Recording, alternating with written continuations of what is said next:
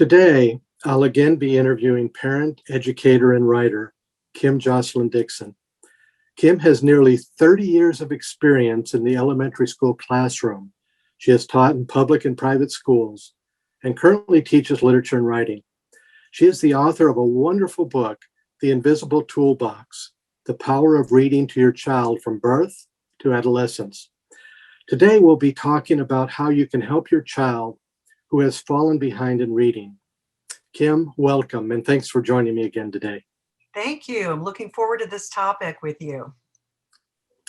So, Kim, there's plenty of documentation that there are a shocking number of students who fall seriously behind in reading by the third grade. Now, would you describe for us how that can happen for a student? Sure. Generally, it's not that they fall behind by third grade. It's generally the case that students begin school already behind.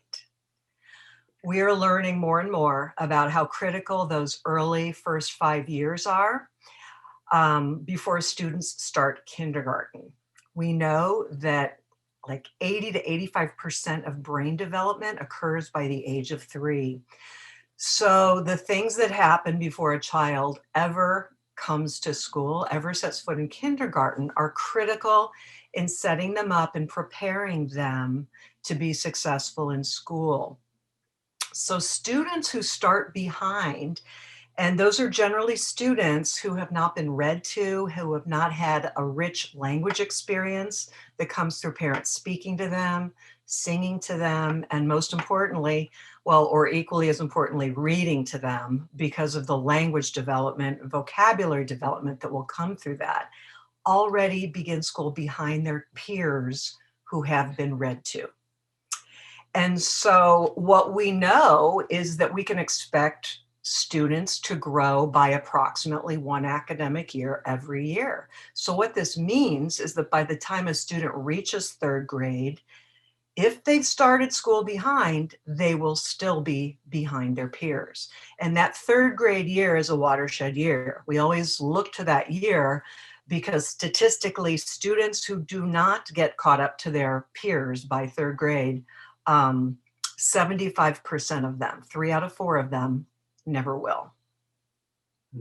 Because sorry, just one last thing. The reason for that is because after that, students are not necessarily learning how to read, but they are reading to learn. So reading becomes the bedrock foundation for their studies going forward. Yeah, it's staggering because another shocking statistic is that 75% of students who do fall behind in reading by third grade, they never catch up. And I really love what you mentioned about preparing your child before they start school. And that's what I love about your book, The Invisible Toolbox, because it's all about developing that pre-literacy foundation. So for those that are behind by third grade, is that cut in stone? Or are there strategies that can help these children regain their reading chops, so to speak? Definitely. I definitely believe there's hope. I never give hope. I mean, these are broad generalizations. Of course, they are statistically backed up. But what I like to think about is, okay, what are those 25% doing? The children that are in that 25%, students who do catch up. And here's what I have learned. What it takes to catch up at this point is a real concerted effort on the parts of the students and their parents to build a culture of reading in the home. It is harder later because other habits have already taken place. It's one of the reasons I so advocate for beginning to read to your child from birth, because what you're doing is that you are building habits that will last and become second nature. If you're waiting to do that till a child is 8 or 9 years old, it's doable. It's just harder. But I do know it's possible. I have seen it happen with my own students that I've taught. Their parents make concerted efforts to redirect family habits, and it makes a huge difference. One of the things that I think is really underappreciated when it comes to this issue and when it comes to students and reading and students who are behind is the issue of motivation. Schools in general, in my opinion, are really good at teaching reading. Great teachers can inspire it, but there is no question in my mind but that parents who support that are the ones who really provide the motivation for students to want to read.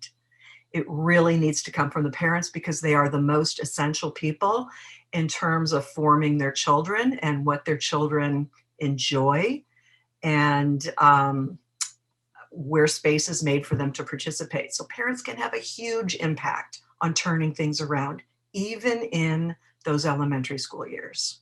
Yeah. And this is especially beneficial if a child is dyslexic. Take time to read with them. I love that. I love that message in your book, The Invisible Toolbox. Start early with them. Develop that love of story. And you do that by reading to them. They enjoy being read to, so they enjoy the stories and they want to put forth the effort then to learn to read moving forward. That's Now, right. are there anything else that a parent can do to help their child, even working with the school district to make sure that they're providing necessary services for their child? Sure. I would say that if a parent has a concern about their child being behind in reading, it's very important to understand what the cause is. For some children, there may be an organic learning issue, like dyslexia, that is impacting their ability to read. It may simply be, as we've been discussing, that a child has not been exposed to reading, has not been encouraged in their love of reading. That's a separate issue. So I think it's really important, if it's not understood what the reason is, to explore that. So I would recommend that parents talk to their child's teacher, talk to the support people, the learning specialists at the school, to have their child evaluated if there is some concern that there is a learning issue involved, because there very well could be. But in my experience, most of the children who are behind by third grade have not been given those tools that I talk about in my book that fill the invisible toolbox when a child has been read to. So that's one thing that parents can do to advocate. In terms of what they can do themselves on the home front, is to, what I call it developing a culture of reading in the home. It's important for students to see their parents read, because what we model is what they learn. Practically, making sure that your child has access to books. I recommend regular trips to the library, weekly trips, bi-weekly trips, or bi-monthly trips, to help your child pick out books, support them in what they're reading at school, talk to them about the books that are assigned, support them in those book report books that are assigned, talk to them about what they're reading. All of these things have a huge impact, because what they do is they tell the child that reading is an important activity that you value. A child needs to know that a parent values reading in order for them to buy into it. So those are really simple tips. Reading to your child daily. If they're an older child, you may have to do a little bit of exploration. Talk to your children's librarian, your child's teacher. Talk to your child about what they're interested in. Share books that have been important to you. I think part of what can be really difficult for parents is if parents themselves are not readers. I run into this all the time. They they don't have their own toolbox of skills that have been passed on to them to pass on to their children. So there could be a real learning curve on the part of parents who want to help their child develop their reading skills. But I would say that, like anything with parenting, we all come up against opportunities for growth as parents. This is one that I would encourage parents to take on. It is never too late. Some excellent suggestions there. And I also recommend, as a good way to get into reading, especially for parents that struggle themselves, is audiobooks.